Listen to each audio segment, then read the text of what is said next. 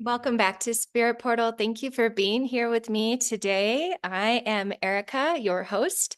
And what I want to talk about today is what I wish I would have known as a mediumship student. Mediumship students are a special breed. And I can say that because I will be a lifelong mediumship student, but I was also one at the beginning of my journey once. And I had so many nerves, so many questions, so many fears, so many judgments. And it would have been really nice if I would have had a little bit of some calming advice given to me. And so I'm going to take it upon myself to share some of the advice I've been giving. And I will say, honestly, inundating my mediumship students with that I think would help anybody on their spiritual awakening journey. And the first one is probably one of the most important ones, and that is to have fun in this process. Enjoy playing in this new awareness that you have. Allow yourself to take it easy and to not feel like the weight of the world is on you for understanding how to do something better or to get more evidence from a spirit that is coming through, but to understand that you are embarking on one of the greatest journeys of your lifetime. You are embarking on one of the most beautiful adventures, and that is the adventure of understanding your spiritual self. We're all used to this amazing landscape that we live in on the earth plane, and we go on these adventures.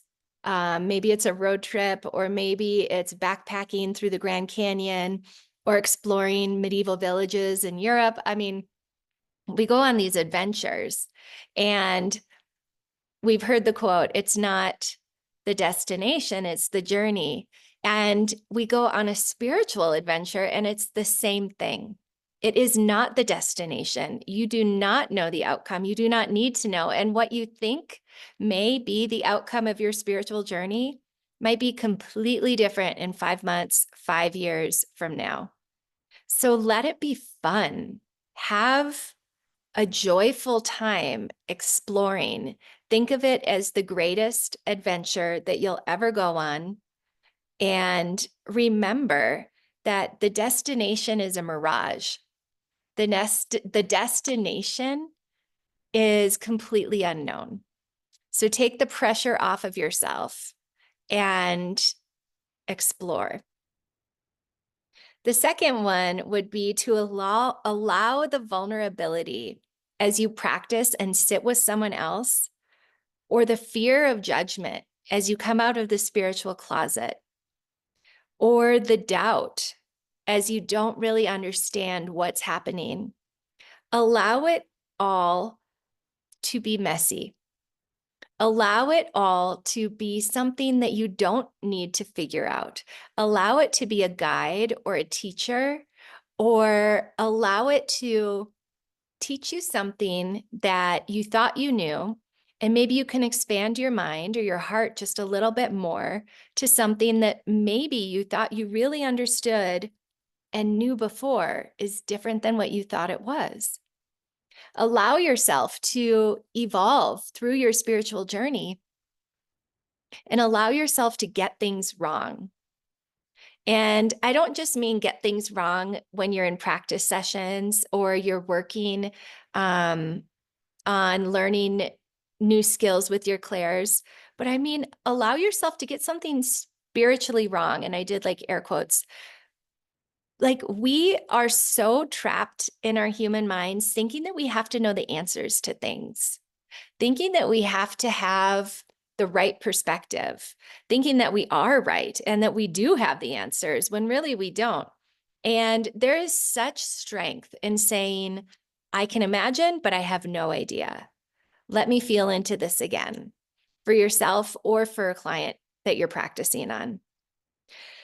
The third thing I would say is when you are in practice groups, knowing that they are for learning and growing and experimenting and for making mistakes, literally making mistakes, because you have to come up against something, a boundary of what might be accurate or inaccurate in order to know what accurate is. And that's why it's so important if you're in a partnership pairing, practicing your mediumship skills or your psychic skills, that you are also honest with the person across from you. If someone else is practicing their reading ability on you, and you just keep saying, yes, yes, that's right, you're actually doing them a disservice because you are making it harder for them to decipher and to discern what feels true in their body, what feels accurate in their communication. So telling someone yes when it's actually a no is making it harder for everybody. Okay. And it's making it harder for you too, because then you're wondering if they're doing that back. So always be honest and learn from the experience of getting something right just as much as you learn from the experience of getting something wrong. Because getting something wrong is just an opportunity for you to learn more and to discern more.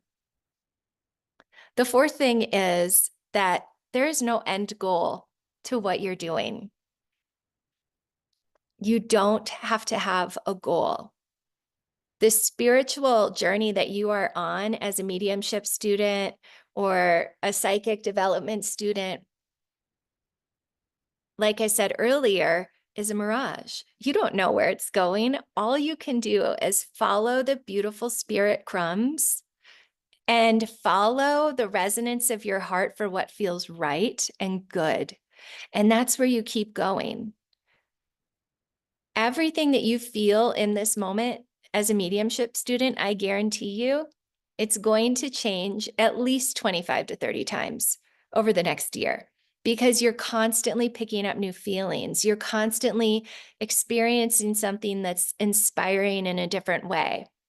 You might think that you want to go into this as a death doula or as a medium or as a pet communicator because you've always loved working with animals, and you're a veterinarian, who knows?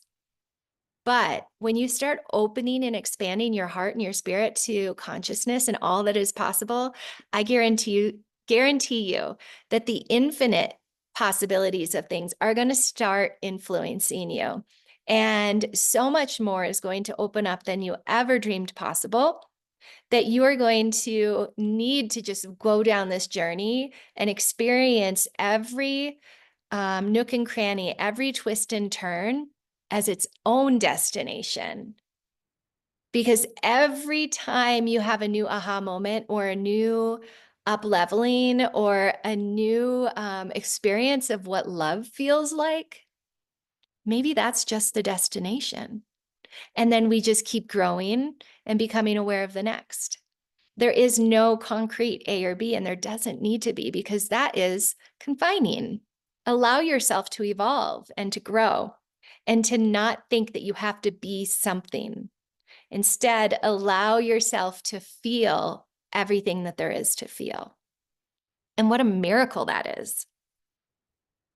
And then the other thing I wish that I would have known is about the evolution of mediumship, that there are multiple ways to learn how to connect and expand into all of the spirit realms. As an evidential medium, that was like my gateway to understanding, like, there are billions of people in spirit, but there are billions more when we're thinking of the angels and we're thinking of the other realms of spirit. We have no idea. We are scratching the surface of what there is that we cannot see. So understanding that there are so many different pathways to exploring consciousness, exploring all the realms of existence. And for me, the most important thing to know is to explore that through the heart, explore it through a state of love and wonder and divinity, because then you can trust that it's going to take you to the most beautiful places. You might become a channel. You might be someone who starts writing poetry and is inspired by the most beautiful ideas that pop into your head that you want to share with the world to help people feel a moment of peace. Maybe you'll channel music and expand people's hearts by expanding how they feel by listening to your music. You might discern energies in your home and help people clear old energies that don't necessarily need to be around anymore. Maybe you'll work with spirit guides. Maybe you'll work as an evidential medium.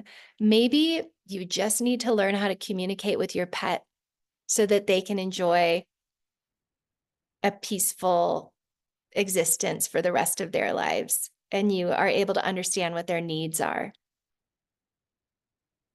Maybe part of your experience in your evolution of mediumship is to learn how to connect deeply and sacredly with the land and offer healing for our planet.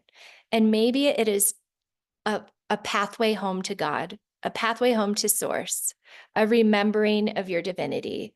There are just so many experiences, and there's no right or wrong when you come at it from your heart, from a place of love, from a place of love. And so those are some of the things I wish I had had someone whisper in my ear when I started going down this path of exploring why I was having quote unquote ghosts visit me and what I was supposed to do with it. I wish I would have had someone say to me, lighten up, Erika. It's going to be amazing. It's going to be wonderful. And you don't have to prove yourself. Everything that's meant for you is going to come to you. It's going to find its way to you. So enjoy the process. Take a load off your shoulders, set down your backpack, and enjoy the view. How many times in our lives are we awakened to a whole nother understanding of what the world can be like? Not that many. So let this unfoldment and let this journey be truly divinely magical, where you can celebrate every little thing that you are realizing. Celebrate it, have fun with it, and really realize that all that is meant to happen, if you follow your heart and you have the intention and energy of love and goodness in there as your foundation, is going to take you to a good place, just where you need to be. Thank you for listening, and I hope that you are all feeling something wonderful in your lives right now, and I send you all love, and thank you for being here.